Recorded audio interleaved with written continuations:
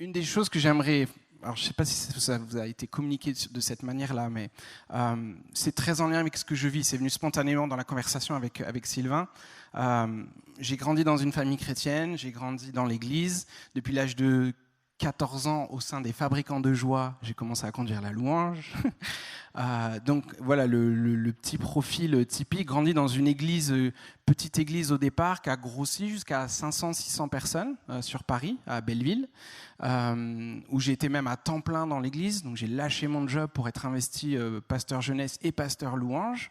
D'ailleurs, à cette époque-là, il y avait une certaine Corinne Lafitte avec moi. Petite parenthèse. C'était assez rigolo d'être responsable de la louange, d'avoir Corinne Lafitte dans son équipe. Bon. Il y avait un truc bizarre à cette époque-là déjà. Bref. Et Claire aussi était pas loin. Claire derrière là-bas. Ouais. Et puis aujourd'hui, en fait, je suis dans une saison où il y a eu un gros, mais je reparlerai de tout ça peut-être en détail, mais vous allez comprendre pourquoi je vous raconte tout ça. Il y a eu un gros moment de flottement dans ma petite vie perso par rapport à l'église, par rapport même à la louange, etc. Un petit moment de remise en question. Seigneur, à quoi vraiment ça sert ? Qu'est-ce que c'est vraiment ? Qu'est-ce qu'on fait vraiment ? Enfin voilà. Et puis même par rapport à l'église aussi. Petit moment, Seigneur, te servir au sein d'une église locale. Enfin bon, j'ai eu plein de questions à ce niveau-là. Et puis aujourd'hui, je suis investi dans une communauté qui s'appelle MLK, pour Martin Luther King, en région parisienne. Et on vit juste un truc, c'est délirant. C'est incroyable. C'est pas juste incroyable parce que c'est visible, c'est incroyable parce qu'il y a des gens qui sont sauvés, qui donnent leur vie à Jésus par centaines. Là, sur l'année 2022, il y a eu quasiment près de 500 baptêmes. J'ai jamais vu ça. Enfin, c'est dingue de chez dingue. Mais donc ma problématique du coup de cet atelier, c'était de se dire, en fait, conduire la louange dans une église ou au Fabricant de Joie, adolescent. C'était il y a quelques années. Mais donc c'est un contexte, et puis aujourd'hui à MLK, c'est un autre contexte.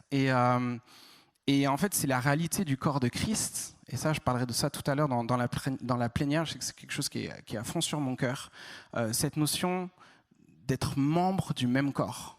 Et que ce corps a différentes expressions, a différentes fonctions, mais qu'elles sont vitales au fonctionnement global. Et du coup, j'aimerais essayer d'apporter ou d'échanger, qu'on ait un temps d'échange sur cette notion de comment est-ce que je peux rentrer dans l'appel que Dieu a déposé sur ma vie dans un contexte peut-être plus petit, et puis il y en a pour d'autres, c'est des contextes plus grands. Et comment est-ce qu'on jongle avec ça ? Parce que forcément, ça peut créer des frustrations, des incompréhensions, enfin voilà. Et la façon de faire va être forcément différente. On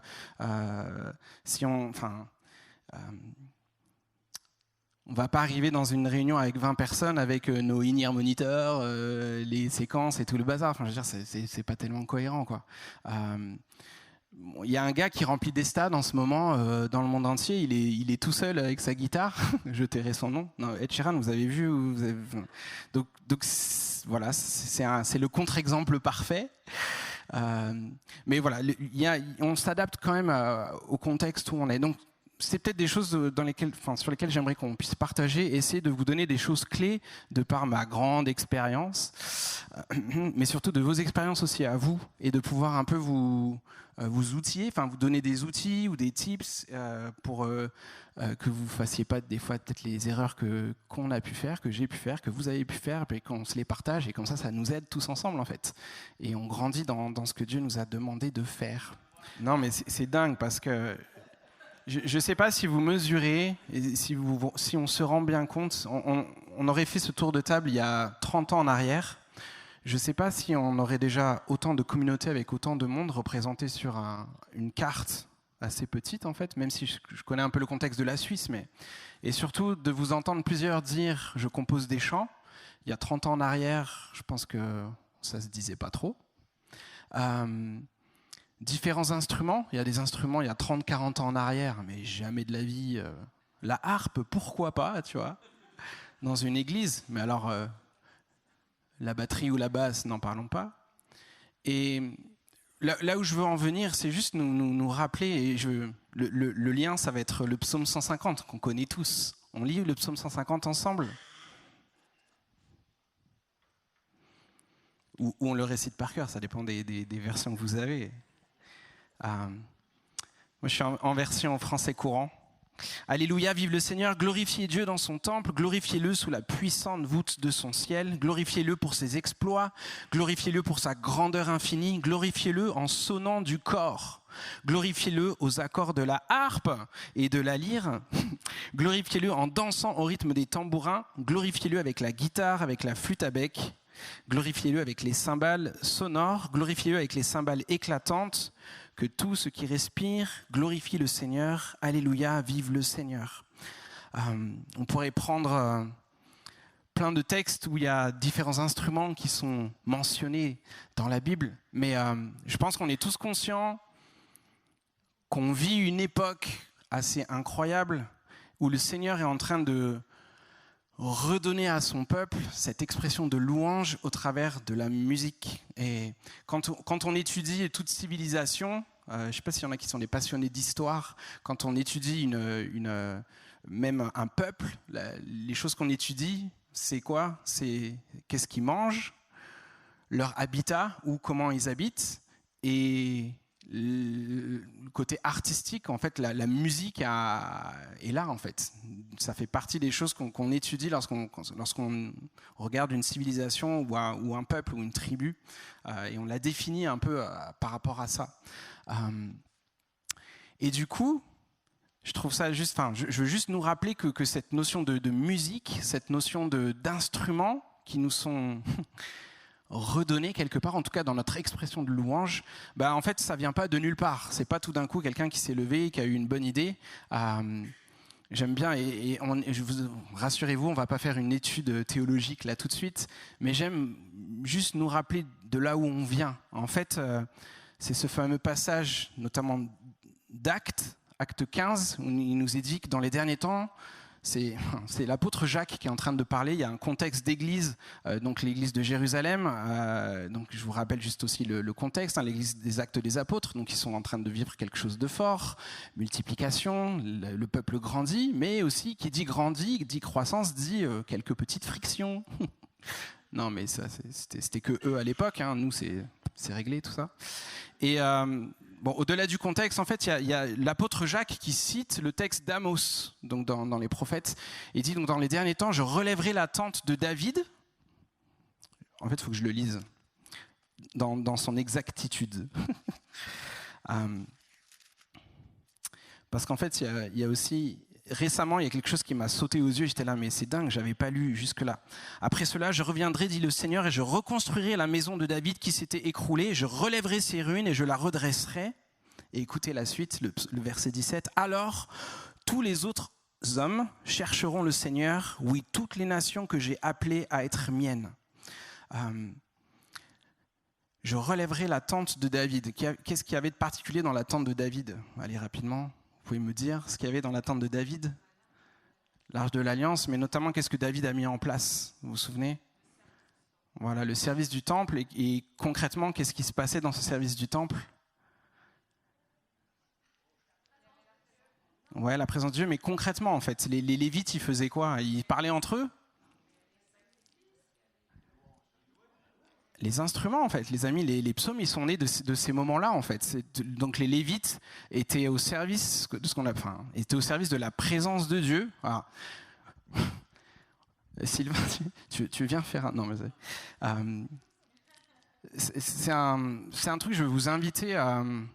C'est une notion que je voudrais vraiment vous inviter, si vous êtes impliqué dans la louange, cette notion du tabernacle de David, d'aller voir comment ça se passait à l'époque.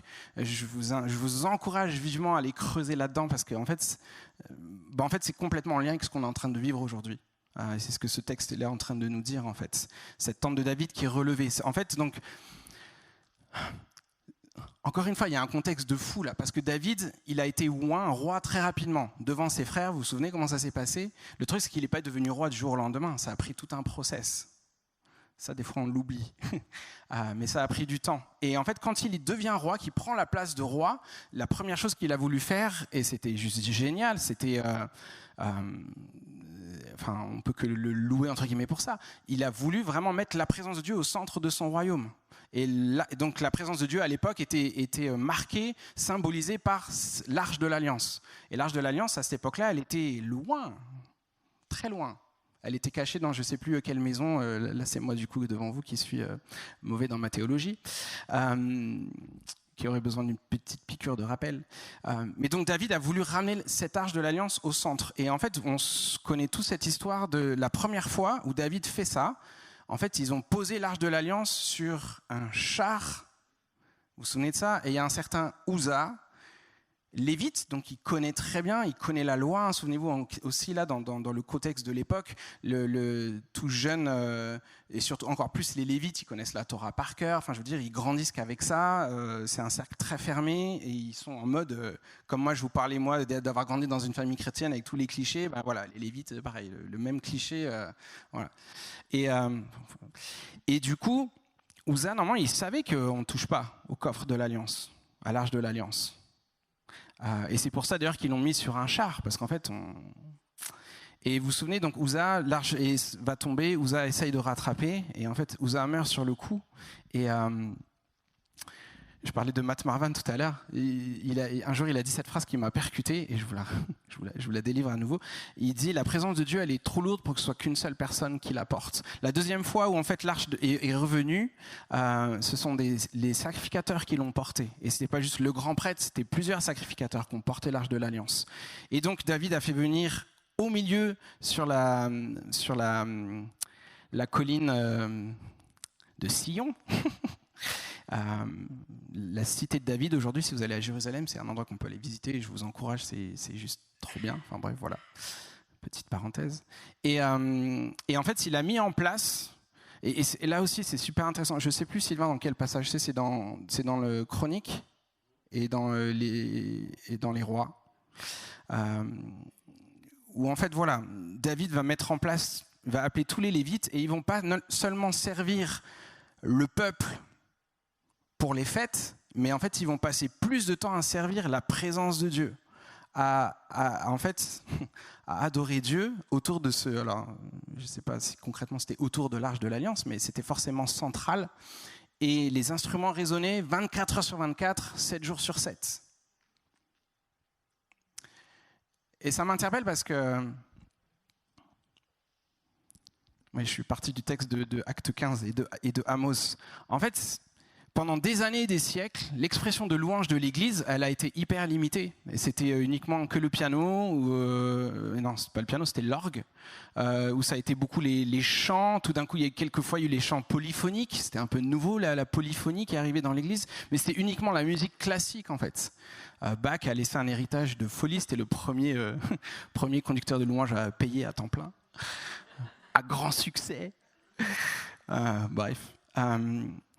Mais là où je veux nous emmener, c'est juste qu'on puisse réaliser de là où on vient. Et ce qu'on est en train de vivre. Et ce que Dieu est en train de faire, en fait. C'est pas juste nous qui avons une bonne idée, on est juste en train de vivre ce que l'Éternel a planifié.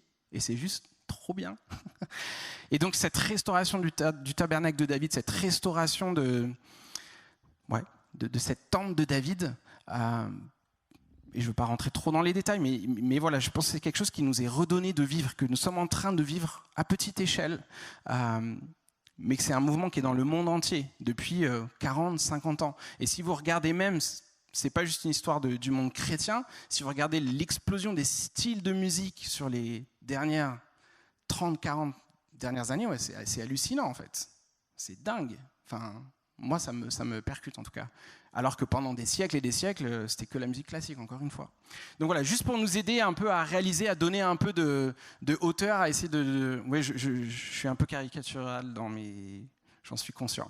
Mais ça nous donne quand même une image, enfin, qu'on puisse avoir une image un peu plus globale et de voir ce que Dieu est quand même en train de faire au milieu de nous. Ça, c'était un peu mon premier... Vous me suivez? Ça va? Ouais. Alors concrètement, comment...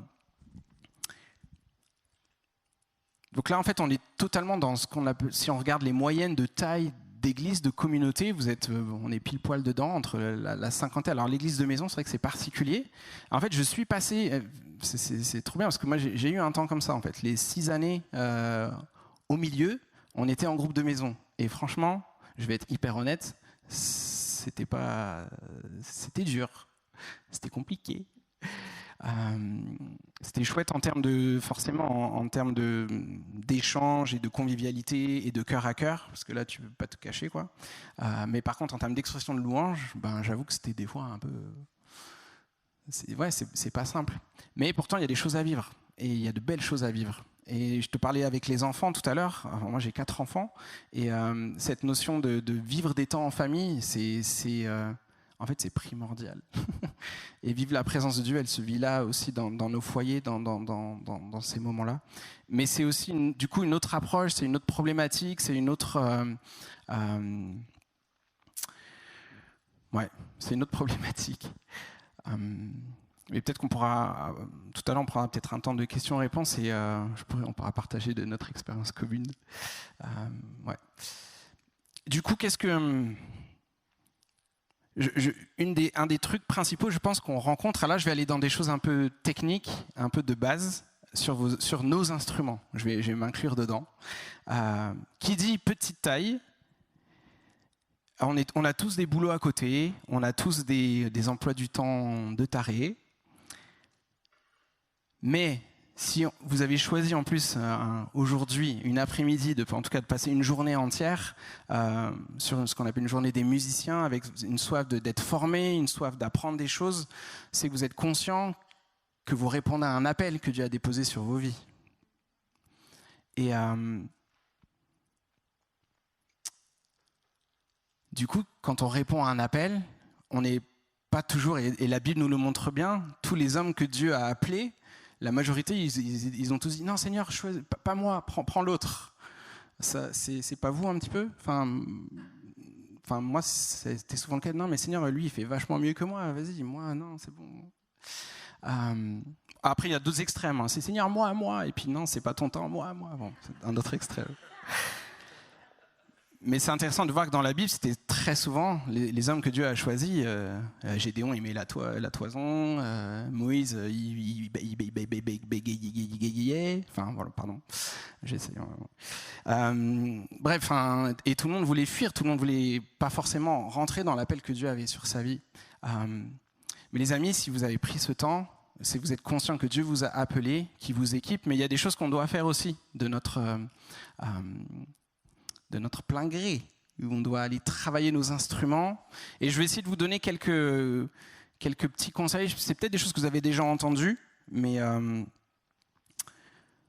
sur le fait d'adapter je vais appeler ça nos sets, d'adapter notre configuration musicale à la communauté à laquelle on sert.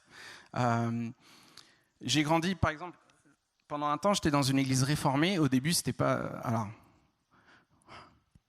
Claire, tu sais très bien de quoi je parle. C'était une église réformée plutôt très charismatique. Donc, elle n'avait pas grand-chose de réformé, en fait, à vrai dire. Mais après, elle s'est réformée dans le côté plus traditionnel. Donc, c'est un chemin un peu bizarre, je sais, c'est comme ça. Mais du coup, j'ai un peu vécu les deux. Le côté très charismatique, on arrive dernière minute... où le temps de louange repose uniquement sur le charisme du conducteur de louange. Et s'il s'est bien réveillé, on va avoir des chants assez joyeux. S'il est un peu fatigué, on va avoir des chants mid-tempo, limite lent, limite on va s'endormir, parce que le conducteur de louange est fatigué. Voilà. Il y a des petites choses sur lesquelles il faut qu'on fasse attention et qu'on arrive à s'adapter à notre congrégation, en fait, à notre communauté. Une des choses pratiques où je veux nous encourager, bon, je suis désolé, je vais vraiment dans les bases, mais il y a peut-être des gens qui n'ont jamais entendu ça. Alors je me permets, et c'est en toute humilité que je dis ça. Bon, déjà, travaillez votre instrument, connaissez votre instrument. Si c'est votre voix, connaissez votre voix, travaillez votre voix. Même si c'est, encore une fois, on a tous des jobs à côté, on a différents appels, mais il y a quand même je pense qu'il faut qu'on fasse un minimum, quoi. Et si en plus on veut servir correctement, faut qu'on s'investisse correctement. Les guitaristes, accordez-vous bien, s'il vous plaît. Achetez pas 50 000 pédales, commencez par un accordeur, s'il vous plaît. Non, mais c'est important. Non, mais on en rigole, mais je vous assure. Vous pouvez investir dans un capot aussi, c'est vachement bien. Les batteurs. Alors, moi, il y a un truc que je comprends pas. Non, je veux faire ça. Les batteurs, ça peut être hyper frustrant parce qu'en fait, souvent, non, la batterie est moins fort. Non, c'est vous, ça arrive jamais. Et ça, je veux nous encourager. Enfin, il y a le Caron qui arrive à plein fouet là, mais enfin, tout le monde utilise le Caron, c'est sympa. Mais moi, je pense qu'on peut avoir des kits un peu plus petits, juste un kick avec, enfin, juste une grosse caisse, une caisse claire, merci, et une cymbale. Et en fait, ça peut très bien aller. Vous pouvez faire un set avec les gros fagots là, pas des baguettes, mais les baguettes qui sont en petit bois. Et c'est parti, les amis. Let's go. Donnez le rythme, donnez la. Enfin,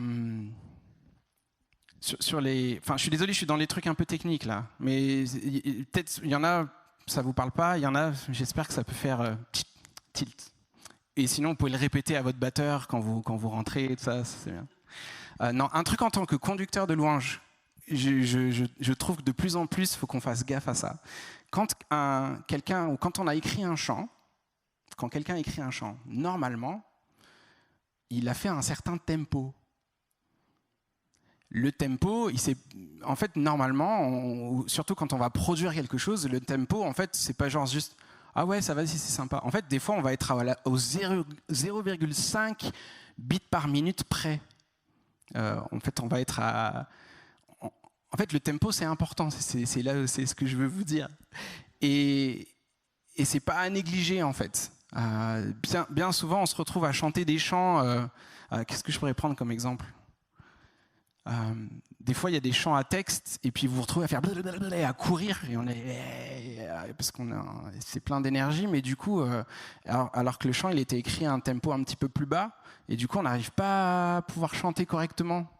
Donc, ou des fois, c'est l'inverse, on se traîne.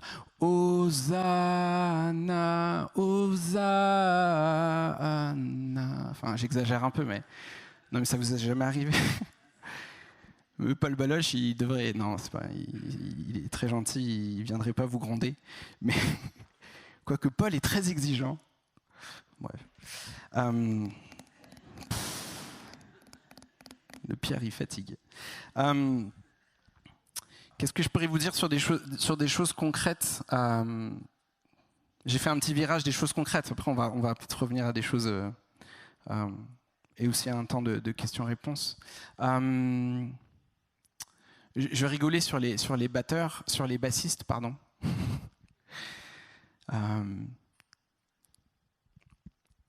Bon, une basse accordée, Nathan, t'es d'accord, c'est mieux quand même. Hein. Et en fait, il y a vraiment le côté basse batterie. Ouais. Je suis désolé, je suis hésitant, je suis en train de me demander vraiment où je suis en train de vous emmener là, en toute honnêteté, et d'essayer de vraiment répondre à des problématiques que vous pouvez rencontrer, que vous pouvez avoir. Comment aujourd'hui, comment est-ce que vous alimentez vos bases de chant? Je vais revenir après sur les instruments. Si vous avez des questions sur les instruments, on pourra revenir dessus. Mais en fait, je vais trop me perdre à vous raconter plein de trucs sur les instruments. Et en fait, je suis en train de me rendre compte que c'est peut-être pas ce dont vous avez besoin là tout de suite.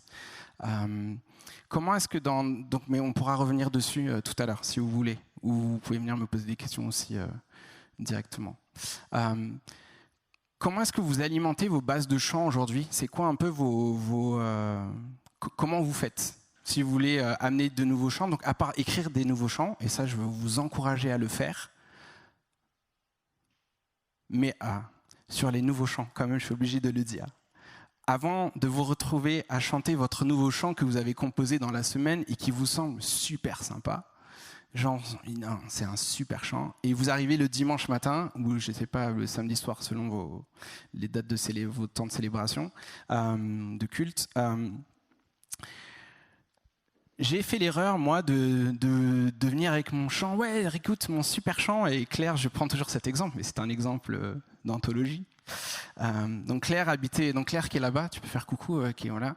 Claire, en fait, On se connaît depuis des années. Elle habitait chez moi, en région parisienne, pendant des années. Donc elle m'a vu quand j'avais 16 ans, 17 ans, 18 ans. Voilà, c'était avant-hier. Et elle a vu les premiers chants. Je lui ai montré en fait les premiers chants que j'ai pu écrire. Et il y avait un chant qui disait je rêve de voir un jour. Ok, super. Et le refrain, ça disait nous voulons être un peuple consacré. Super. C'est bien. C'est une vraie. Voilà. Mais sauf que en fait, dans la façon dont j'avais fait ma petite mélodie, ça faisait nous voulons être un peuple consacré. Je suis désolé. Mais moi je l'ai chanté de tout cœur, genre voilà. Et Claire me dit Pierre, il y a un petit problème. Donc c'était un petit exemple juste pour nous encourager. En fait, quand on a une compo, en fait, je veux vous encourager à avoir un process sur cette compo. Quand on écoute du Elevation, du Beta, du Hillsong, de ce que vous voulez, du Todd de l'année, enfin je sais pas tous les styles possibles et imaginables que nous avons aujourd'hui. Merci Seigneur pour tout ça. Les gars, ils se sont pas levés tout d'un coup, hop, et puis montré, hop, et le chant il est arrivé, il est produit, clac clac. En fait, il y a tout un process. On est conscient de ça. Enfin, j'imagine que vous êtes conscient de ça. Mais dans la composition, c'est la même chose en fait. Avant que le chant fini arrive, prenez le temps de montrer votre chant à un petit cercle, certes, mais il faut le montrer et il faut le tester aussi avant. Sinon, vous allez vous vautrer tout seul devant tout le monde. Voilà. Donc, si on peut s'éviter des petits moments gênants, c'est pas mal. Ça marche. Ouais. Ça, c'était la petite parenthèse sur la composition. Donc, ma question, c'était comment est-ce que vous alimentez vos bases de données ou vos champs? Où est-ce que vous allez chercher un peu? Ou comment vous y prenez spontanément? Est-ce que quelqu'un veut me dire comment il s'y prend?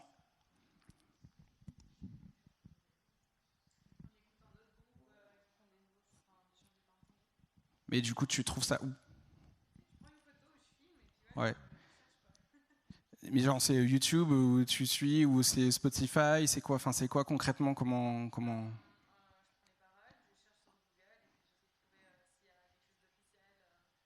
Ok, donc ça c'est pour les traductions. Ok.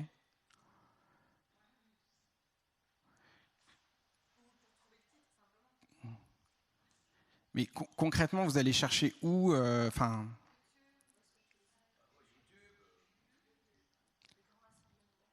grand rassemblement.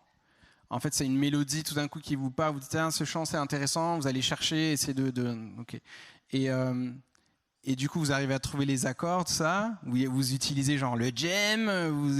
Enfin, c'est quoi un peu Ouais. Dites-moi comment vous y prenez. Chir, ok. Top chrétien. C'est vrai qu'on a plein d'outils. C'est quoi Chir, c'est ça? Ouais. C'est un gars en fait qui a. Je n'entrerai pas dans les polémiques, mais non, c'est un gars c'est parti d'une très bonne intention, qui a mis à disposition en fait. Donc Shir, c'est un mot hébreu. Je sais plus ce que ça. Je crois que ça veut dire. Ça veut dire quoi, Shir? Ouais. S-H-I-R. Et en fait, il a mis en ligne une base de données avec différents chants. Voilà. Il y a beaucoup de chants de Jem, il y a de mes chants aussi, il y a du Dan Huiten, il y a du Stepcorn, il y a pas mal de choses. Après, ça n'a pas été update, ça n'a pas été mis à jour depuis un petit moment. Mais c'est vrai que c'est un outil. Moi, je confesse que je l'utilise aussi, même encore un peu des fois aujourd'hui. Ça m'arrive quand on a besoin d'aller ressortir, notamment des chants un peu voilà, de ces 10 dernières années. C'est une base assez intéressante. Qu'est-ce que vous utilisez d'autre encore? Donc les gems, ouais. Donc ouais, YouTube est votre source principale d'alimentation. Ouais, ouais, super, super. Le but c'est de vous donner, enfin voilà, encore une fois, que ça vous donne aussi des idées.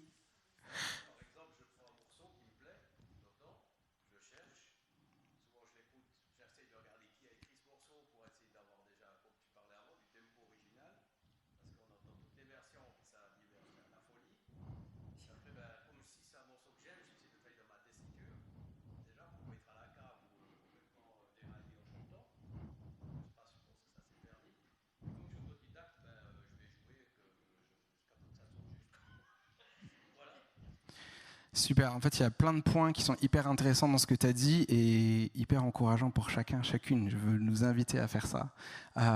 Donc, il a parlé de relever le tempo, ça je l'ai déjà dit. Donc, voilà. La notion de tessiture.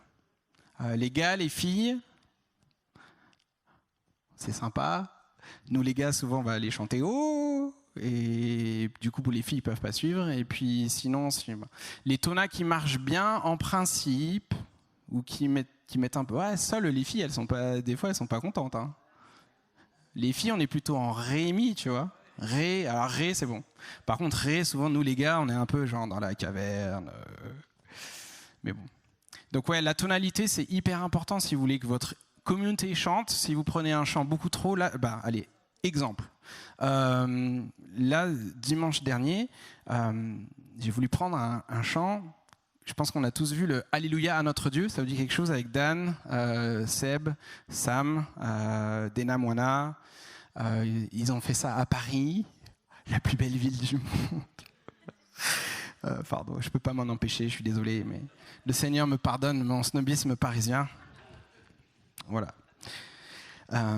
Seigneur Jésus. Et donc, ouais, ils ont donc ce chant Alléluia à notre Dieu. Eux, ils l'ont enregistré en do. Ah, moi, je kiffe le chanter en do. Je suis à l'aise, c'est trop bien. Par contre, ma communauté un petit peu moins. Et alors surtout mes choristes, les choristes à côté. Non, Pierre, ça va pas le faire en do. Et donc, on est passé en la.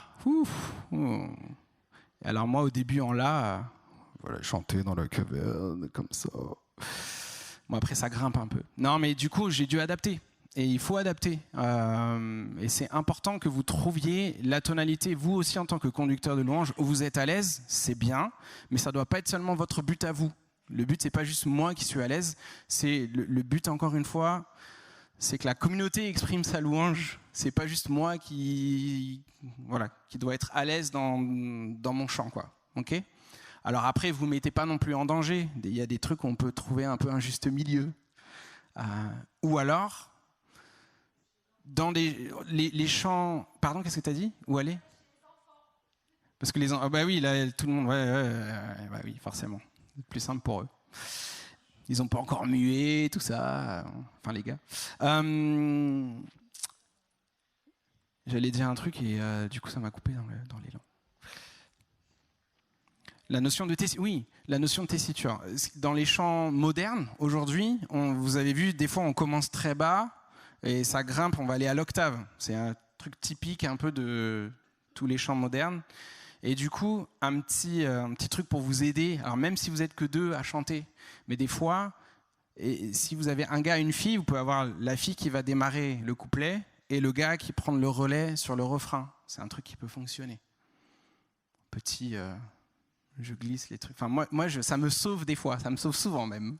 Je laisse démarrer les filles et je prends le relais sur les refrains. C'était le cas notamment sur Alléluia à notre Dieu, du coup. C'est les filles qui ont démarré. Moi, je peux faire une voix ténor, donc la tierce au-dessus par rapport à la mélodie, pour soutenir. Pareil, pas dès le début, un peu plus tard dans le chant, pour avoir une progression. Ça aussi, c'est un autre petit truc. Quand on démarre un chant, ne démarrez pas forcément tous à toute blinde et tout le monde rentre en même temps. On peut avoir une progression, donc que ce soit au niveau des voix, que ce soit au niveau des instruments, dans l'intention, dans l'intensité. Quand on chante, on raconte une histoire. Si vous regardez, même le chant en fait en lui-même, il a un déroulé et on essaye d'accompagner. On met de la musique sur des paroles. Donc les deux doivent qu'on soit dans un grand groupe, qu'on soit dans un petit groupe, c'est pour tout le monde. Même quand je suis tout seul avec ma guitare, si je démarre et que je suis direct bling, bling, bling, bling, la toute blinde, et à quel moment on sait quoi le step d'après? Il n'y en a plus. Du coup, voilà, on y va progressivement. Au niveau vocal aussi, je vais vous encourager à ça, à construire, à monter dans... Alors après, ça dépend du type de chant, encore une fois, mais c'est quand même assez vrai pour la majorité, de démarrer sur une mélodie, un chant plutôt à tempo lent, de le démarrer plutôt soufflé au départ, et puis d'y aller après progressivement, d'amener une voix un peu plus pleine, une première harmonie, une deuxième harmonie, pourquoi pas si vous êtes nombreux, s'il y a une chorale derrière. Voilà, on y va progressivement. C'est des petites choses aussi qui peuvent nous aider et qui peuvent aussi aider la communauté à s'impliquer de plus en plus ou à exprimer sa louange à leur tour. Ouais, on était sur le fait donc, d'alimenter, donc on a parlé du tempo, on a parlé d'adapter les tonalités. J'ai envie aussi de vous dire, par rapport aux traductions, très souvent, on a un chant en anglais, il nous plaît bien, et on se dit « Ah ouais, vas-y, moi je suis le boss en anglais, je vais le traduire. » Et comme ça, on pourra nous, à notre tour, le chanter. Alors en fait, c'est bien, c'est cool. Si vous êtes dans un petit groupe, pourquoi pas. Mais je veux juste nous rappeler quelques petites règles. En fait, un chant, par définition, est une œuvre artistique. Donc quand on fait de la traduction, en fait, on devient auteur. Bah ouais. Parce qu'en fait, le gars qui a écrit la chanson, en fait, il a pensé peut-être un chemin, il a utilisé des mots, il les a réfléchis normalement. Là, je vais faire un peu du chauvinisme, mais là, c'est du chauvinisme commun. Le français est une langue magnifique et où les mots pèsent encore. Je trouve qu'en anglais, on peut raconter n'importe quoi, ça sonne. En français, c'est un peu plus difficile des fois. Et donc, on a une langue française qui est un peu plus fine, qui est plus dans la finesse, qui est plus dans la subtilité, ouais. Et du coup, voilà, il y a des mots en anglais qu'on va traduire peut-être un peu rapidement, et du coup, on est en train d'adapter quelque chose. Et en fait, la loi, normalement, ne nous permet pas de faire ça juste comme ça. Surtout de nos jours, où ça peut vite être relayé et vite être diffusé. En fait, c'est pas très cool de fonctionner comme ça. Donc, je me permets de vous le dire. Je pense que vous le saviez déjà. Mais la bonne nouvelle, c'est qu'en fait, avant, on faisait ça aussi parce qu'on avait des process un peu longs pour pouvoir traduire des chants. Aujourd'hui, c'est un peu différent. Il y a eu, notamment ces 2 dernières années, une grosse accélération en la matière avec des traductions qui arrivent bien plus rapidement. Si vous suivez MLK ou Momentum, en fait, ou La Chapelle, ou Nouvelle Vie, on essaye d'avoir des... Donc c'est vrai que ce sont des églises aujourd'hui qui ont de la visibilité. En fait, on est tous en lien les uns avec les autres. Et on travaille, on œuvre avec donc c'était LTC, qui est devenu aujourd'hui LTC Boost. Bon, voilà. Mais qui continue à avoir, eux, ils ont les droits pour qu'on puisse traduire en fait les chants. Et donc il y a des process avec plusieurs conducteurs de louanges ou personnes impliquées. Nous à MLK, c'est un gars qui s'appelle Jean-Xavier, qui voilà, c'est sa responsabilité de suivre ça, d'être en lien avec LTC, et il nous fait part un peu des différentes traductions qui sont en cours. Ils ont des sessions de traduction qui durent 1 mois. Avec là par exemple, moi j'avais fait une session il y a c'était il y a combien de temps? Ouais, il y a plusieurs mois en arrière, et j'étais avec une fille du Canada, de La Chapelle. Voilà. Et donc on travaille comme ça à plusieurs églises pour amener des nouvelles traductions. Quand vous avez des chants qui vous intéressent et vous avez envie de les traduire, ayez le réflexe peut-être d'abord LTC. Vous pouvez aussi leur soumettre la traduction, mais ne négligeons pas ça. C'est mieux d'avoir la même traduction après pour nos rassemblements où on est tous ensemble, plutôt que d'avoir des traductions un peu différentes. C'est un peu du vécu, non, d'avoir des traductions différentes. Et du coup, c'est dommage parce que ça perd un peu de cette notion de vouloir chanter ensemble, de vouloir dire ah mais non, moi ma traduction elle est meilleure. Pourquoi vous avez fait ça? Bon, voilà. Oui, par exemple, béni soit ton nom, c'était les 50 000 versions. Mais même oh Dieu, tu es grand, quoi. Combien Dieu est grand. Enfin, bref, voilà les petites choses. Ouais, on était sur comment est-ce qu'on alimente notre base de chant. Est-ce que d'autres utilisent d'autres moyens ou qu'est-ce que... Je sais qu'alors C3, il y avait le réseau C3. Vous n'avez pas vos chants. Je crois qu'il y a une dynamique là. À Hillsong aussi, il y a une... Qu'est-ce qui était à Hillsong là? Je te regarde. Il est parti. Ok. C'est mordant. Non, mais c'est nul. Il y a 2 week-ends, il y avait un gars à l'église qui est arrivé avec écrit derrière « Je peux pas, j'ai MLK ». Et bon, bref, ça me fait juste penser à ça, c'est pour ça que je souris tout seul. Parce que je peux pas, j'ai Hillsong. Bon. Pourquoi, Sylvain, tu commences à regretter pourquoi il est venu, ce mec-là?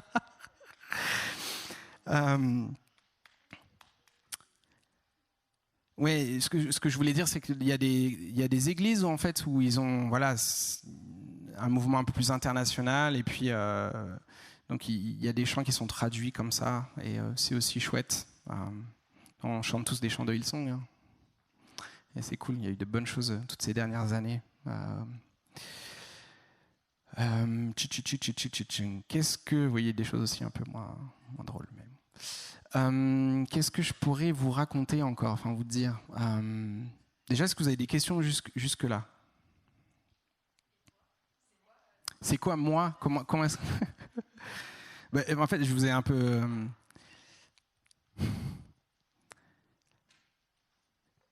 Là, on va...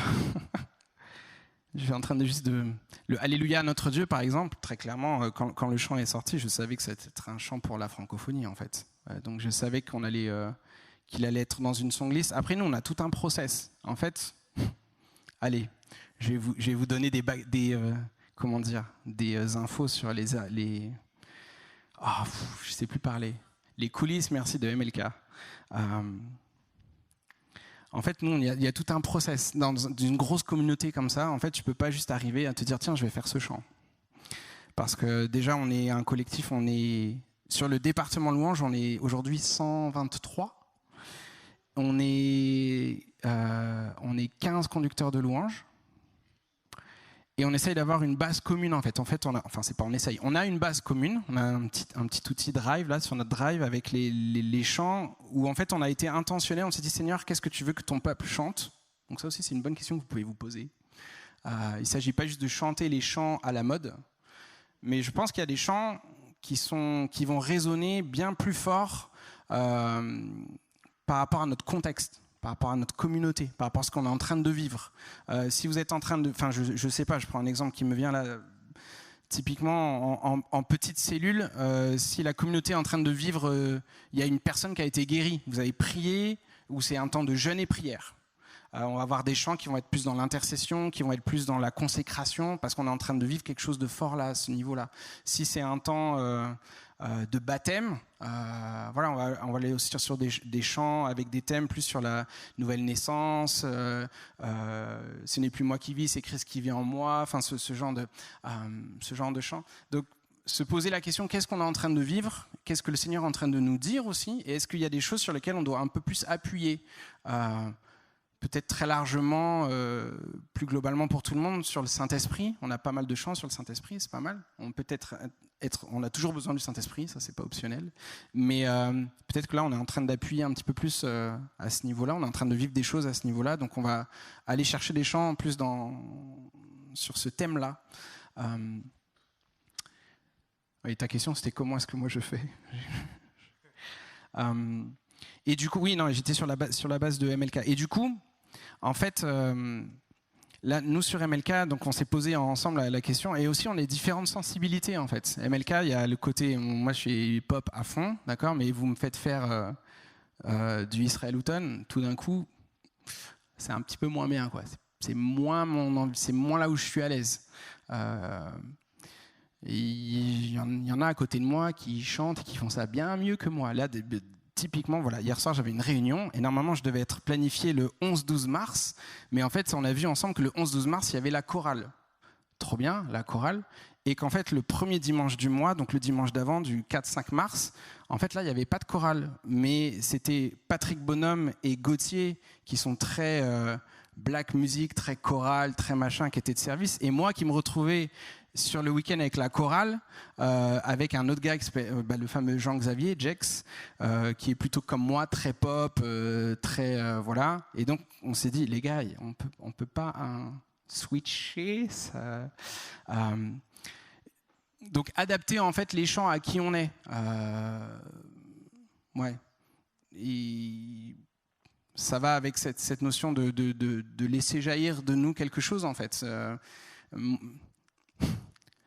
Après, en même temps, des fois, on est très surpris. Moi, je me suis retrouvé dimanche dernier, encore une fois, sur ce fameux set. On a démarré avec Hosanna de Paul Baloche. C'est pour ça que j'ai commencé à chanter Hosanna tout à l'heure. Je vous dis, c'était du vécu. On a fait quoi? Hosanna, Christ est ma joie, Alléluia à notre Dieu, et une toute nouvelle traduction ce chant, il est juste trop bien. Ma seule fondation, c'est du Cody Carnes. Christ is my firm foundation, the rock on which I stand. Ça vous dit quelque chose? C'est Maverick qui avait pris ça. Donc ça s'appelle Ma seule fondation. Et en français, il est super bien traduit. Bref, voilà. Et donc on a démarré là. Ça, c'était le temps de louange, d'accord? Prédication, appel. Et il y a tout un chemin. On est arrivé. L'appel, c'était louez, louez, gloire à Jésus. Péché, moi effacé. Moi, le blanc, chantait ça. Amener les Antillais qui vont chanter. Non, mais bon. Donc ça, c'est MLK. C'est la diversité, c'est la culture. Et c'est trop bien. Moi, je trouve ça génial. Mais du coup, je me suis appuyé sur les autres. C'était pas moi qui ai conduit ce temps de chant. C'était Sarah Seba qui a fait ça bien mieux que moi. Donc voilà, tout ça pour dire qu'en fait les choix des chants, en fait ça dépend de nos sensibilités. Et donc qu'est-ce qu'on vit en tant que communauté? Qu'est-ce que Dieu est en train de nous dire? Qui on est? Qui on va? Et d'ailleurs, encore une fois, hier soir, on était encore en train de discuter avec l'équipe justement du renouvellement de notre base de chants et à se dire, les gars, ça manque de chants black music là. Vous êtes où? Il se passe quoi? On a besoin de vous. Parce que notre communauté MLK, c'est très mélangé, mais en région parisienne, il y a beaucoup de Congolais, beaucoup d'Antillais. Et du coup, voilà, c'est qui on est. Et on veut aussi vivre cette couleur-là dans notre expression de louange. Donc voilà. Donc moi, j'apporte plus les chants. Là, un des derniers chants que j'ai amené, c'était une traduction. Alors, on amène aussi des compositions. Hein. Voilà, c'est cool. Évidemment, c'est la base. Et d'ailleurs, on est sur MLK, comme ça je continue à vous raconter la vie de MLK. On est aussi en train on sent qu'on est dans une saison où il faut qu'on diffuse un peu plus de composition française justement et de composition de ce que nous on est en train de vivre. C'est pas qu'avant on voulait pas le faire, mais on pouvait pas le faire. Je pense c'était trop tôt. Mais là, ça y est, il y a des chants de ce qu'on est en train de vivre qui sont en train d'émerger et que vous allez pouvoir bientôt découvrir. Et je pense que ce soir d'ailleurs, on va chanter un chant ensemble. de Gauthier qui s'appelle « Que ton nom résonne en ce lieu », qui dit que les murs tremblent au son de nos louanges. Guy, tu pourras le noter ce soir, tu pourras rentrer dans le... Alors que nos voix s'unissent à celles des anges, répand sur nous ton esprit, ta puissance, ô Jésus. C'est un trop beau chant. On va le chanter ensemble ce soir. Enfin, tout à l'heure. Et oui, j'étais en train de dire, oui, et donc les chants, donc on amène des compositions. Et moi, un des derniers chants aussi, donc j'ai parlé de Alléluia, notre Dieu. J'ai amené un chant de Phil Wickham qui dit There's joy in the house of the Lord. Quelle joie dans la maison du Père. Moi, j'aime bien ce chant. Il y a ce côté, nous étions captifs, mais maintenant libérés. Nous étions mendiants, non, nous étions... We were the beggars, now we're running free. Il est super ce chant de Phil Wickham, House of the Lord. Après, c'est forcément en lien avec ce que j'écoute. Là, il y a Bethel qui va sortir un nouvel album. Alors pareil, je suis désolé, je dis tous ces grands noms-là, mais je veux juste nous rappeler que tout ça, c'est des outils. Et ne cherchons pas juste les derniers chants à la mode. Que en fait nos choix de chants soient plus liés à ce qu'on est en train de vivre ou à notre soif de vivre quelque chose dans le sens avec ce que disent ces chants, mais pas juste d'avoir les derniers chants à la mode. Voilà, on peut trouver un juste équilibre entre les deux. Ouais, vas-y.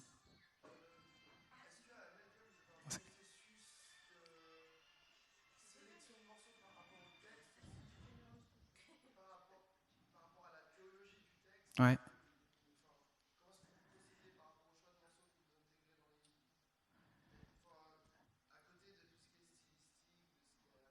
Ouais.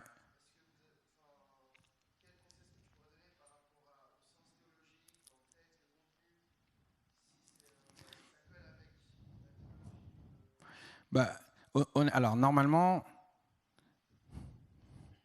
si le chant il arrive à nos oreilles, c'est qu'il a été produit et que normalement il a été, théologiquement, il raconte pas trop de bêtises quoi. Sylvain, je pense que tu as connu des périodes où on sortait des chants des fois théologiquement un peu bancal. Normalement, et là aussi je redis ce que je disais tout à l'heure, quand vous sortez un chant, il y avait le côté, je me suis fait passer pour un idiot, mais j'assume totalement avec nous voulons être un peuple consacré, bon voilà, là on était plutôt sur un problème de vocabulaire, mais c'est hyper important de pouvoir montrer ces chants aussi au niveau théologique, et parce qu'en fait, vous le savez, hein, on passe presque plus de temps à chanter qu'à écouter la parole. Sur nos temps de célébration, de culte, de rencontres. En fait, on est aussi bien plus engagé avec les chants, mais du coup, c'est hyper important de ne pas mettre n'importe quoi dans nos bouches ou dans dans les bouches de l'assemblée, en fait. Donc ouais, j'essaye en essayant de répondre à ta question, j'essaye de me rappeler d'un chant où j'étais peut-être gêné théologiquement, et j'arrive pas à en retrouver un. En fait, pour répondre concrètement, en fait, ça c'est deux problématiques. En tant que là, je vais m'adresser vraiment aux conducteurs de louanges. Je ne sais pas comment vous choisissez vos chants. Des fois, on a un peu, alors, dans le sens, si je veux prendre un chemin tout à fait standard, le chant rythmé du début, les wow wow wow, ok, le middle entre deux. Et puis le plutôt soft derrière pour laisser place à la prédication. Ça, c'est un peu le chemin normal. J'utilise exprès le mot chemin. J'aimerais qu'on soit conscient qu'il y a un chemin à créer, en fait. En fait, on a cette position du psalmiste qui dit « Hey, venez avec moi, montons sur la montagne pour adorer l'Éternel ». Ça, c'est notre job de conducteur de louange. On n'est pas juste des gens qui dirigeons un karaoké, en fait. Et donc, il y a un chemin. Et ça, je veux nous encourager à demander au Seigneur, c'est quoi ton chemin pour cette rencontre-là, pour ce dimanche-là. Vous pouvez vous poser la question tout seul, mais aussi en lien avec votre communauté, avec ce que vous êtes en train de vivre avec votre pasteur par rapport à un thème qui peut être donné. On a tous vécu le choix des chants juste incroyable, où le Saint-Esprit nous a tous conduits, où les chants collent parfaitement avec la prédication. C'est chouette, merci Saint-Esprit. Mais des fois, on peut aussi anticiper. Le Saint-Esprit, il aime bien anticiper avec nous. Ça, c'est tellement mon vécu. Je vous disais, j'ai grandi dans une église où tout était en dernière minute, où on arrivait le dimanche matin, 1 heure avant, on ne savait pas du tout ce qu'on allait chanter, et on découvrait sur place, dans les classeurs, hein, Claire, les transparents, hein, ou les jams, le numéro tel, on reçoit juste la liste, on arrive, tu t'installes, et tu as la liste, ok, et tu découvres 1 heure avant, quoi, ok. Mais le Saint-Esprit, moi j'ai découvert quand on est parti aux États-Unis pour un temps de sabbatique avec mon épouse, et on avait 2 enfants à ce moment-là, on s'est retrouvés dans une église, donc je vous dis, je passais d'un contexte hyper charismatique dernière minute à un contexte, une église qui était sur une mouvance très artistique à la Willow Creek, où en fait leur but, c'est vraiment une vision reçue dans cette église-là, ils fonctionnaient comme ça, où tout était anticipé genre 3 mois à l'avance. 3 mois. 3 mois. Moi, j'arrive là, je dis, mais ils sont fous, enfin, c'est pas possible, moi, je peux pas. Ben, j'ai appris à faire la louange pendant 6 mois, dans un contexte où alors moi, du coup, moi, je suis arrivé un peu au milieu, mais j'ai appris, en fait, à ce que le Saint-Esprit me parle, et j'ai expérimenté que le Saint-Esprit parle même 3 mois en avance. C'est possible. Même dans des structures hyper carrées, on peut vivre... La vie de l'esprit ne se limite pas juste à ce qu'on peut y placer derrière, juste du parler en langue et juste de ce qu'on peut appeler de la liberté. La vie de l'esprit, c'est bien au-delà de ça, bien au-delà. Donc cette notion de chemin, elle est hyper importante dans le choix de nos chants. Et je te rejoins complètement, ce que tu disais tout à l'heure, les chants oh, oh, yeah, yeah, yeah. Bon, ok. Après... on peut quand même être dosé, cette notion de vouloir rassembler. Rappelons-nous qu'on a des gens qui viennent de partout, qui ont différentes histoires, qui se sont levés plus ou moins bien le matin, qui vivent des situations, voilà. Et des fois, ça fait du bien de ne pas mettre trop de paroles tout de suite. Enfin, voilà. L'idée, c'est de rejoindre tout le monde, parce qu'on veut que chacun, chacune qui vit ce moment puisse vraiment s'investir avec nous, puisse vivre le moment et pas juste être spectateur. Donc on va essayer d'aller chercher tout le monde. Pareil, il y a toujours un peu cette discussion et d'équilibrer aussi nos listes de chants entre des nouveaux chants et des anciens chants. Par exemple, je vais m'afficher encore devant vous. Je vous ai parlé de ma liste de la semaine dernière. C'était un peu C'était un peu un combat parce que j'avais vraiment la conviction de faire ce chant Alléluia à notre Dieu. C'était vraiment, je sentais que c'était le moment où il fallait le faire, surtout qu'en plus on a Glorious, ne me demandez pas pourquoi, le groupe Glorious, nos amis catholiques, qui viennent à MLK, et donc vu que Thomas était dans cette chanson, c'était une façon un peu d'ouvrir le chemin et que notre communauté puisse avoir aussi un chant. C'est le week-end de l'unité des chrétiens sur la région parisienne, et notamment sur le département du Val-de-Marne et sur toute l'île de France.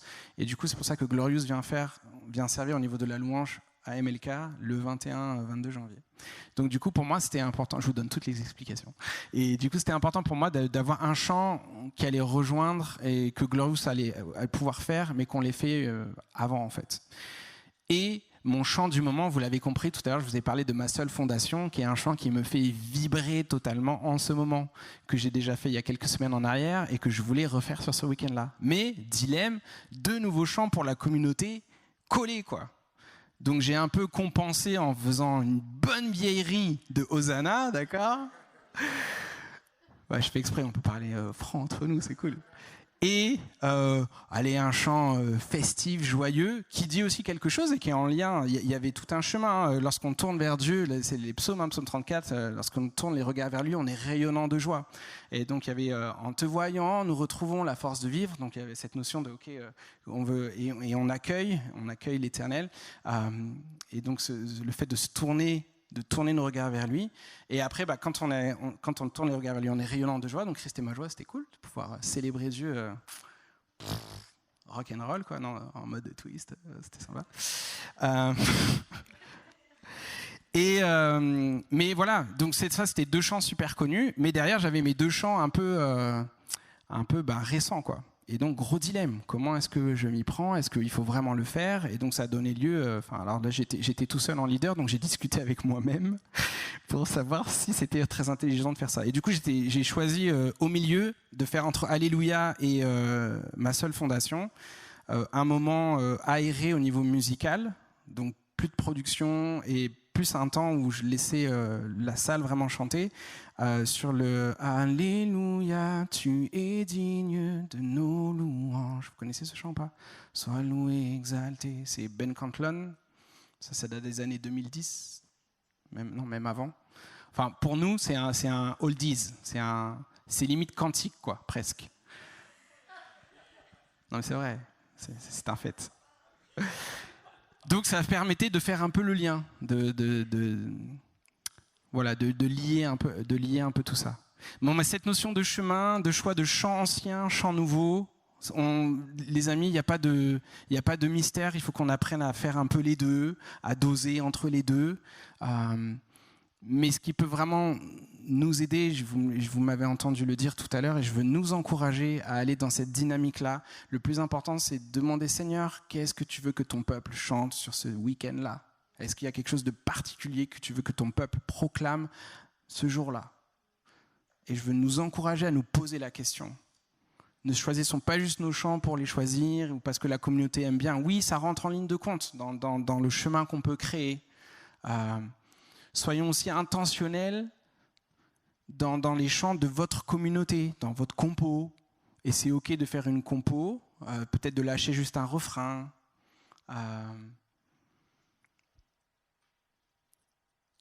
Il y a une force quand il y a une communauté qui est en train de s'exprimer, qui est en train de chanter quelque chose parce que ça vient de ses tripes, en fait. Il y a quelque chose qui est là, qui est irremplaçable.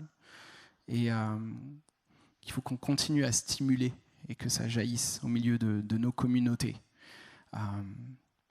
Encore une fois, au-delà des chants à la mode. Alors, en fait, là aussi, on va parler des contextes. Là, dans l'église où j'ai grandi à Belleville, typiquement, c'était freestyle total. Genre, il y avait limite pas d'intro, il y avait limite pas de sortie, et on pouvait faire couplet 1 3 fois avant d'aller au refrain, refaire le couplet 1, puis finalement le bridge derrière, totalement free, selon encore une fois l'humeur du conducteur de louange. Dont moi, ça m'est arrivé, Claire.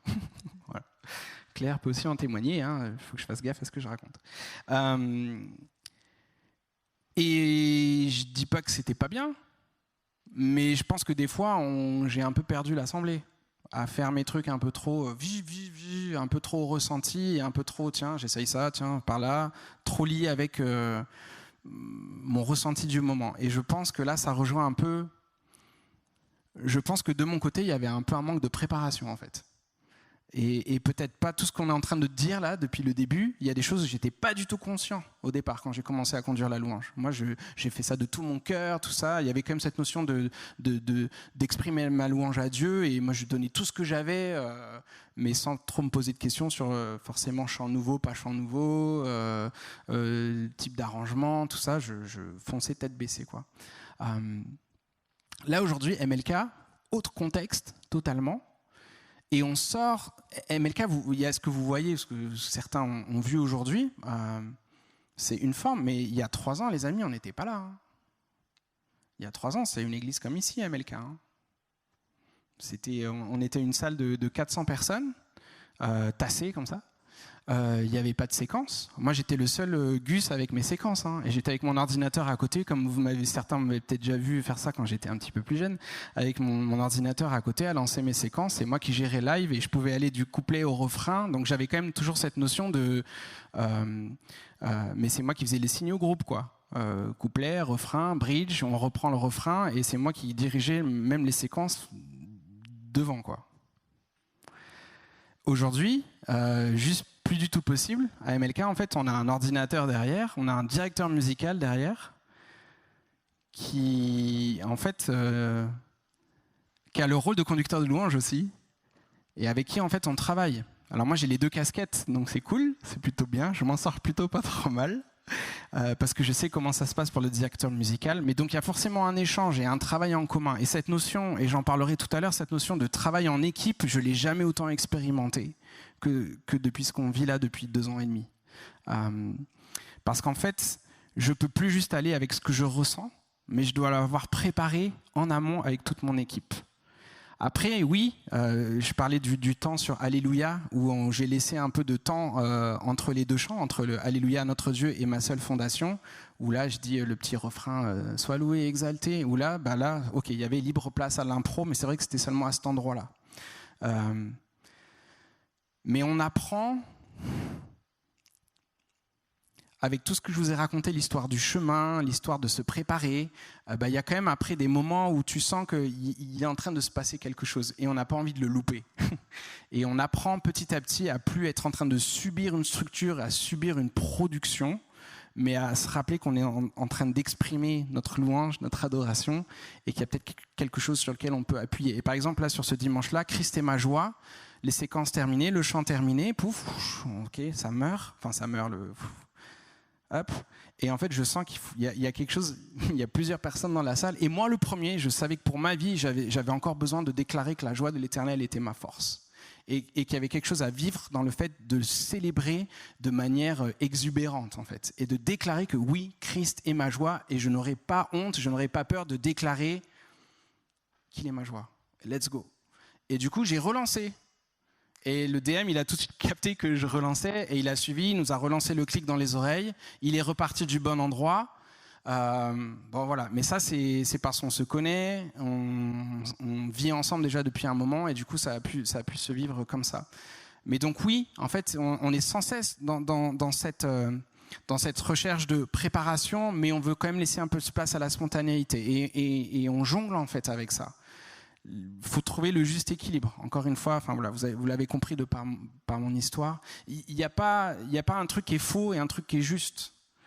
Encore une fois, ça dépend de ce que vous vivez vous, de là où vous en êtes dans votre communauté, et aussi de capacité technique. C'est vrai, c'est pas faux, mais c'est ok. Il n'y a pas une meilleure façon de faire. Mais ça en revient. Enfin.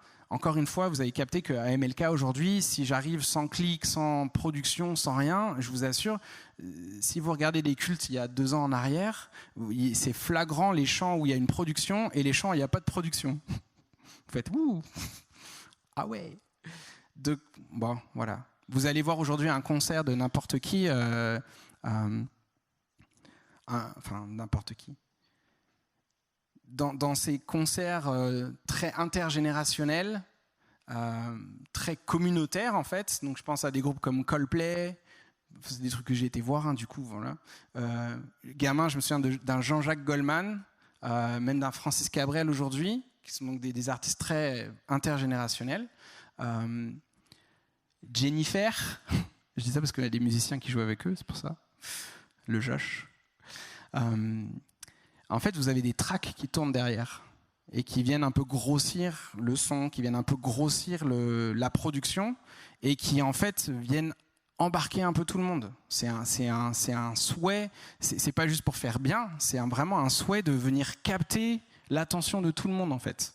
Et du coup, ça se travaille, dans des petites choses, dans des... Allez, un petit truc, quand vous faites un peu de production musicale, très souvent, on va mettre ce qu'on appelle des risers entre le couplet et le refrain. C'est ce que... J'aime parler sur un chant. Alors ça, ok. Là, on va être dans des trucs très techniques, mais ça peut aussi vous aider, même si vous ne pensez pas musicien. Quand on lit un chant, et je vais bientôt terminer, vous inquiétez pas. Quand on lit un chant, il y a une intro, un couplet, un refrain, un couplet 2, un refrain, un bridge. Vous voyez, on défile le chant. Okay. Moi, je parle de tableau. Je ne vais juste pas parler de couplet ou d'intro, je vais parler de tableau 1, tableau 2, tableau 3. Donc, allez, on va se reprendre Hosanna de Paul Baloche, parce qu'on en a parlé tout à l'heure. Donc, il y a une intro, tableau 1. Couplet, un chant s'élève, les yeux se tournent vers toi, se tournent vers toi. Ça va être mon tableau 2. Pour passer du tableau 1 au tableau 2, en fait, c'est comme dans la vidéo. Il va y avoir un espèce de fondu. En fait, on va accompagner musicalement le passage du tableau 1 vers le tableau 2. Si vous faites peut-être la comparaison, un album photo numérique, les photos, vous ne les faites pas défiler comme ça. Aujourd'hui, il va y avoir un fondu entre chaque photo. Vous pouvez, si vous avez du temps à perdre, vous pouvez vous amuser à faire plein de trucs bizarres pour faire des transitions en fait, entre les photos. Mais là, en fait, sur un chant, c'est la même chose, il y a des transitions. Et donc, dans la production, on va faire un... Par exemple, c'est un riser entre le couplet 1 et le refrain pour venir un peu gonfler cet effet de on appelle et on passe sur le tableau suivant. Là, c'est purement de la production pure et dure. Donc voilà, donc ça c'est des choses qui se préparent et ça demande des choses à faire en amont. Mais encore typiquement ici, ça dépend combien on peut être de personnes, mais je veux dire là tout de suite on prend un temps de louange. Je vais pas venir avec des séquences, des risers dans tous les sens. Enfin ça a pas tellement de sens en fait. Par contre dans mon instrument et dans ma façon de jouer, tout à l'heure je vais prendre la guitare, je vais suer devant vous du coup. Non, vous pourrez analyser ce que vous voulez. Mais ouais, du coup, je vais être un peu intentionnel dans la façon d'amener mon jeu de guitare, peut-être de démarrer plutôt soft et puis de grimper parce qu'on va grimper ensemble. Enfin, voilà. Donc là, on a une autre approche. Est-ce que vous avez d'autres questions? Est-ce que je réponds un peu à vos attentes ou pas? Enfin, ça va pour vous? Ouais. Alors, il y a vraiment plusieurs étapes et il y a vraiment plusieurs façons de faire. Il y a des chants que j'ai pu écrire moi tout seul, que je vous parlais du chant tout à l'heure et que j'ai montré à Claire par exemple. Donc là j'avais écrit tout seul. Là aujourd'hui je suis dans une saison où j'ai écrit des choses et j'ai vu que c'était vachement bénéfique de pouvoir les montrer à d'autres et que les autres puissent les enrichir. Et donc par exemple en ce moment, en fait je suis venu ici normalement juste pour passer du temps avec monsieur Siméon Frémont et monsieur Sylvain Frémont pour leur montrer des nouveaux chants que j'ai écrits, mais que j'ai pas écrits tout seul. Il y a des semaines en arrière, je savais qu'il fallait que... ça fait des années qu'on me tanne un petit peu pour sortir un nouveau projet, et j'étais là, je peux pas, j'ai MLK, par exemple. Et le Seigneur m'a vraiment mis à travers plusieurs personnes autour de moi, des petits coups de pied aux fesses en me disant allez, il faut écrire et il faut produire et il y a des chants qui doivent être enregistrés, donc vas-y. Donc je m'y suis attelé et du coup j'ai pris donc ça c'était l'été dernier au mois de septembre, et au mois de novembre j'ai appelé mon pote Samuel Olivier et je lui dis Sam, mon parolier préféré, même si des fois t'écris des trucs un peu chelous. Pour moi Sam c'est une plume extraordinaire en francophonie. Pour moi, c'est le psalmiste des temps modernes, quoi. Vraiment. J'aime beaucoup, ça me parle dans ce qu'il peut amener dans ses textes. C'est juste Enfin, moi, je trouve ça magnifique. Et du coup, je me dis, je vais lui montrer mes chansons, enfin, ce que j'ai commencé à écrire. Et du coup, voilà, par exemple, j'avais un chant sur le psaume 78 qui parle le Dieu de génération en génération. Et en fait, c'était un chant que j'ai écrit pour le baptême de ma fille, d'une de mes filles. Trop cool. Et il me dit, il est sympa ton chant, Pierre, tout ça, mais regarde dans le psaume 78, il manque cette partie-là. Et ça serait cool aussi que tu parles de ça, parce que regarde, ça manque. Et du coup, je dis, ah ouais, t'as raison. Et du coup, on a travaillé tous les deux à créer un autre couplet, alors que moi, je trouvais que mon chant, il était déjà pas mal. Il y avait déjà 2 couplets, un refrain, un bridge, c'était déjà cool, quoi. Il dit, non, il n'y avait pas de bridge encore. Et en fait, du coup, avec Sam, on a rajouté un couplet 1 et un bridge. Mais moi, aujourd'hui, enfin tout à l'heure, ce soir, je vais aller montrer ce chant à Sylvain et potentiellement, ça va arriver aussi dans les oreilles et aux yeux de Rolf, pour aussi qu'ils puissent un peu me dire quel est leur ressenti. Est-ce que peut-être, sur le projet précédent, par exemple, Sylvain, très souvent, il me disait, là, tu répètes la même chose, c'est la même phrase, tu étayes, qu'est-ce que tu veux dire par là ?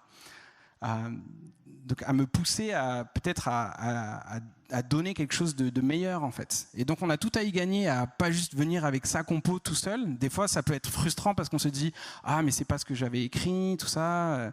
Mais en fait ça vient enrichir et c'est juste trop bien. Donc je veux nous encourager à montrer vos chants. Laissez-les peut-être être retouchés. Il y a peut-être des choses où vous allez être là, ah mais non ça par contre je veux vraiment le dire, ou ça je sens qu'il faut pas que ça change. Mais voilà. Et après au stade, donc ça c'est juste le stade de la composition. Après il y a un autre stade où en fait il va y avoir un stade d'arrangement, et où c'est là où par exemple là pour moi ça va être Mr Siméon Frémont là-bas. Je dis ok tu vois j'ai ce texte là, j'ai cette mélodie là, qu'est-ce qu'on va faire comme arrangement dessus? Et en fait là-dessus le gars il peut te faire encore changer des choses, te pousser à d'autres endroits, mais en fait c'est soit tu es complètement fermé et du coup tu te dis bon, soit tu es ok, tu vas ouvrir un petit peu plus et ok essayons, pourquoi pas, et ça donne quelque chose de différent. Mais en fait je trouve que c'est beau d'avoir toutes ces pièces du puzzle assemblées qui donnent un résultat en fait. Donc c'est pas juste une personne, c'est pas juste moi même si quand tu écris quelque chose tu as un peu une idée de là où tu veux aller, mais c'est bien de pouvoir aussi se laisser un peu surprendre et amener quelque chose où ça enrichit en fait. Et du coup derrière, je trouve que c'est aussi enrichissant pour le peuple de Dieu, du coup derrière d'avoir un chant un peu plus étayé que juste après les oh et les alléluia, gloire à Dieu, amen, mais d'aller chercher un peu plus loin. Ouais, ça répond à ta question? Ouais, c'est cool. Si je suis hyper honnête avec toi, je sais pas. Non, mais vraiment, en fait, je sais juste que ce que je disais tout à l'heure, tu sais, les hommes de Dieu que Dieu a appelés, et ils étaient là à dire non, pas moi, choisis l'autre. C'était un peu moi. Ils disaient non, mais en fait, les autres, ils font mieux que moi, ils écrivent bien mieux que moi, j'ai rien à. Mais après, Dieu, il nous fait passer des fois, et je suis désolé, un petit coup d'émotion, parce qu'en fait, je reconnais. Parce que Claire, t'es là, en fait, Claire en étant au fond de la salle, ou Sylvain, c'est des gens qui m'ont connu gamin, en fait. Et qui ont vu les moments... Là, je suis devant vous, avec un micro, Église MLK. Ok, ça semble être ok, c'est cool, ça se passe plutôt bien. Humainement parlant, ça semble être bien. Mais les amis, il y a eu des moments, mais vous imaginez même pas. Je vous ai parlé tout à l'heure des petits moments où les 6 années sans église locale, Sylvain il me récupérait à la gare de Valorbe, j'étais désespéré, je dis Sylvain, mais je fais quoi? Je trouve plus ma place, je sais pas ce que je dois faire. L'église locale, mais c'était dur pour moi, c'était une plaie ouverte. J'ai tout donné pour mon église locale et je me suis retrouvé littéralement à cramer. Mais quand je vous dis cramer, j'étais le burn-out au sens propre du terme. Et dit Seigneur, te servir, c'est pas ça. Ça peut pas être ça. Mais le Seigneur, il sait par où il nous fait passer, parce que ce temps-là, on a été parti aux US et je vous ai parlé de ce moment où j'ai appris à écouter le Saint-Esprit 3 mois à l'avance. Et en fait, c'était tellement formateur pour ce que je vis aujourd'hui à MLK. Dieu nous parle, et quand il nous parle, il faut qu'on arrive à se mettre en route et à obéir. Si Marie, elle avait juste écouté l'ange et qu'elle ne s'était pas mise en route, il ne serait pas passé grand-chose en fait. Elle a accepté ce que l'ange est venu lui dire, elle a accepté le fait que le Saint-Esprit était descendu sur elle, et elle s'est mise en route, elle a marché à la suite, elle est allée voir Élisabeth. Enfin, il y a tout. Elle n'est pas juste restée là comme ça et attendre que ça se passe en fait. Elle y est allée. Dieu parle, et quand il nous parle, il faut qu'on se mette en route. Et je veux nous encourager. Dieu, il utilise même des gens autour de vous qui vous disent « Allez !» Je parlais tout à l'heure de cet été où le Seigneur a utilisé plein de personnes autour de moi pour me mettre un coup de pied aux fesses. Voilà, c'est aussi une façon où le Seigneur utilise qui il veut, quand il veut, avec toujours des petits clins d'œil pour dire hey, je suis au contrôle, vas-y, n'hésite pas. Ouais, désolé, il y a un peu d'émotion parce qu'en fait, pour moi, c'est tellement juste le Seigneur en fait. Et je reparlerai de ça tout à l'heure quand on va démarrer ce petit temps, cette notion d'appel. Et j'ai démarré par ça tout à l'heure. Je vous ai dit que Dieu vous a appelé, il appelle chacun, il a déposé un appel sur vos vies. Qu'est-ce qu'on en fait? Qu'est-ce que vous en faites? Et le Seigneur a besoin de chacun de vous individuellement là où il vous a placé. Moi, je ne peux pas faire le boulot là où Dieu vous a placé. C'est pas ma place. Mais par contre, là où vous êtes, c'est votre place. Il n'y a jamais de hasard avec ce que Dieu fait. Jamais. Et je pense qu'on peut tous en témoigner. Il y a eu tous des saisons de nos vies où on se dit, Seigneur, qu'est-ce qui se passe? Moi, j'avais plutôt prévu ce plan-là, et puis finalement, tu m'envoies là. Je ne capte pas sur le moment, et puis finalement, des années après, ça, c'est toute l'histoire de ma vie. Même ne serait-ce que par mes études, je me retrouve dans un endroit où c'était tellement pas pour moi, c'était la loose la plus totale de me retrouver à faire un BTS, alors que j'avais un avis très favorable pour faire une école, etc. Enfin, je n'ai pas compris ce qui s'est passé. Mais c'est dans le cadre de ce BTS que j'ai pu rencontrer mon employeur. J'ai pu du coup me marier plus rapidement que si j'avais fait les autres études, c'était 4 ans. Là, je me suis retrouvé, au bout de 2 ans, j'ai pu tout de suite me marier. Enfin, le Seigneur, il sait ce qu'il fait en fait. Il est au contrôle. Et c'est une réalité pour chacune de nos vies. Il n'y a pas de hasard avec lui. Tellement pas. Donc même dans la communauté où vous êtes, et moi je ne veux pas trop parler, c'est des choses que je vais redire tout à l'heure, alors mes pauvres, vous allez la voir 2 fois, mais c'est unique ce qu'il a déposé sur vous. C'est unique là où il vous a placé dans votre contexte ecclésial, paroissial, peu importe le mot que vous utilisez. Mais il n'y a pas de hasard. Le Seigneur sait pourquoi il vous a placé là, à cet endroit-là. Alors vivez pleinement ce que le Seigneur veut que vous viviez là où il vous a placé. Avec les outils que vous avez. Peut-être il y a de la frustration, peut-être on regarde des fois un peu ce que les autres vivent en disant « Ah, moi j'aimerais vivre ça ». Ok, ça peut être inspirant, mais notre but ne devrait pas être « Je veux faire comme cette personne ». Notre but, ça devrait être « Seigneur, qu'est-ce que tu as parlé sur ma vie et est-ce que je poursuis ta parole? Est-ce que j'avance sur ce que tu as dit? Ou est-ce que j'avance sur un espèce d'imaginaire ou un idéal ?» On a tous des idéaux, hein. Moi j'ai des idées. MLK m'a fait redescendre de mes idéaux, hein. Je ne vous raconte pas comment. J'ai toujours rêvé d'une grande communauté, etc. Des fois je dis Seigneur, c'était bien le petit groupe en fait. Donc vous voyez, on est des éternels insatisfaits de toutes les façons. Désolé, je vous parle de ce que je vis concrètement. En fait, pour moi, les deux vont de pair. On ne peut pas vivre... Enfin, on est d'accord que la relation avec Dieu, elle est personnelle. Ok ? Si vous n'êtes pas d'accord avec ça, vite on prend un rendez-vous pastoral. Hein. Vous prenez un rendez-vous avec votre pasteur. Mais ça démarre là, c'est Dieu et moi. Okay, c'est un Dieu qui se révèle personnellement. Et du coup, la pratique de mon instrument, c'est pas juste quand je suis sur l'estrade ou de ma voix, c'est pas juste devant du monde, mais c'est à la maison en fait. Et très souvent, je vois, quand je ne suis pas très équilibré, ça se sent très rapidement. Ou après, j'ai ma femme à côté qui me le rappelle. Ou mes enfants aussi. En fait, j'ai beaucoup de chants qui sont nés pendant par exemple, le chant Ta présence mes délices, je ne sais pas si ça vous dit quelque chose. C'est un chant qui est né des soirs où je couchais mes enfants. Juste à apprendre... on lisait la Bible avec mes 2 grands. Et ils sont dans leur lit superposés. Moi, je suis avec ma guitare à côté, juste louer le Seigneur un peu tout simplement. Et puis, il y avait cette... je ne sais plus quel psaume. Oh, la honte. Une chose que je désire. Le psaume 84, merci. Et car un jour dans tes parvis vaut mieux que 1000 ailleurs. Et voilà, et ces paroles qui sont venues spontanément dans ce moment-là. Donc en fait, pour moi, c'est clé, ces moments d'intimité avec Dieu et d'expression personnelle, de relation personnelle avec Dieu. En fait, je peux pas vivre... Enfin, les deux sont hyper complémentaires, en fait. Les deux sont hyper complémentaires. Et pour vous dire, à MLK, en fait, il y a cette partie visibilité. C'est chouette.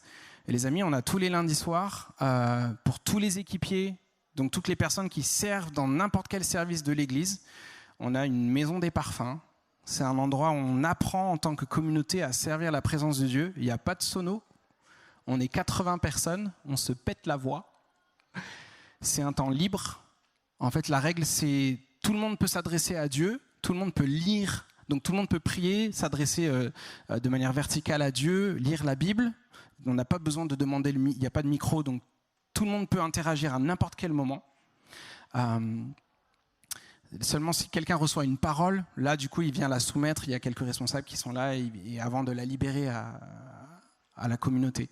Mais ces temps en fait d'intimité, ces temps off, ces temps où il n'y a pas de sono, il n'y a pas de lumière, il n'y a rien, on est dans une salle quelconque, tous ensemble à juste servir la présence de Dieu, en fait c'est vital et on en est tous à dire quand il y a là pendant les fêtes, il y a eu un lundi soir qui a sauté, tout le monde était là sur le groupe WhatsApp, mais c'est dommage, pourtant en plus juste après Noël on en aurait bien besoin, enfin bon, c'est un temps qui est vital pour la communauté, en tout cas pour les équipiers,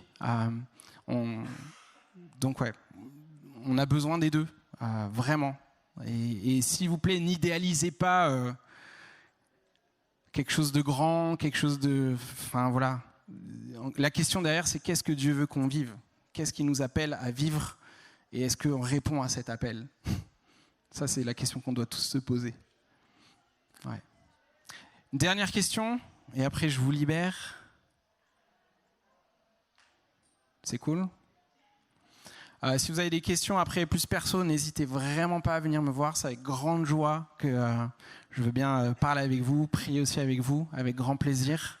Ça marche, je vous invite à vous lever, on va juste prier pour clôturer cette session. Et après on reprend, je te laisse.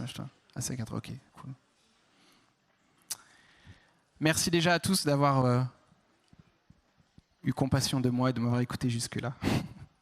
Seigneur, merci pour ce temps ensemble. Je te bénis pour chacune de mes frères et sœurs qui sont dans cette salle, qui se sont levés là en cet instant. Seigneur, merci pour les contextes de chacun. Et je veux redire, Seigneur, qu'il n'y a jamais de hasard avec toi. Et je prie, Seigneur, que ceux qui sont découragés puissent retrouver du courage là, en cet instant. Seigneur, je prie que ceux qui semblent être à court d'idées ou qui semblent peut-être être dans une saison moins inspirante, Seigneur, que ton Saint-Esprit vienne souffler la vie et l'inspiration maintenant au nom de Jésus. Seigneur, je veux prier pour tout ce qui peut être tout ce qui relève de la frustration ou de l'incompréhension. Seigneur, je prie que ton Esprit Saint là vienne maintenant donner la paix, donner de la conviction aussi, Seigneur, sur ce qui doit être libéré, ce qui doit être amené.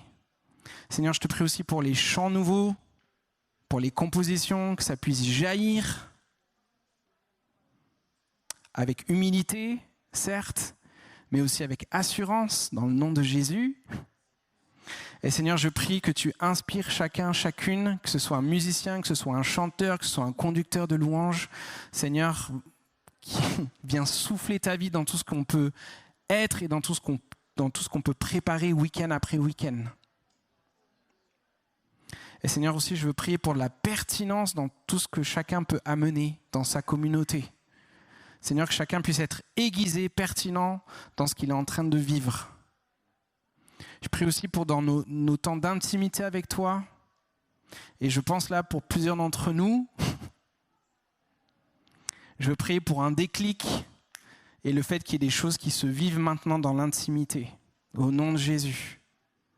C'est pas réservé qu'aux autres, c'est pas réservé qu'à ceux que tu penses qui sont plus spirituels que toi. Va dans ta chambre, ferme la porte. Le Père t'y attend. Le Père t'y attend. Et je prie que chacun d'entre nous, nous puissions trouver nos forces, Seigneur, dans ta présence et en toi seul. Et l'inspiration. Au nom de Jésus, je prie. Amen.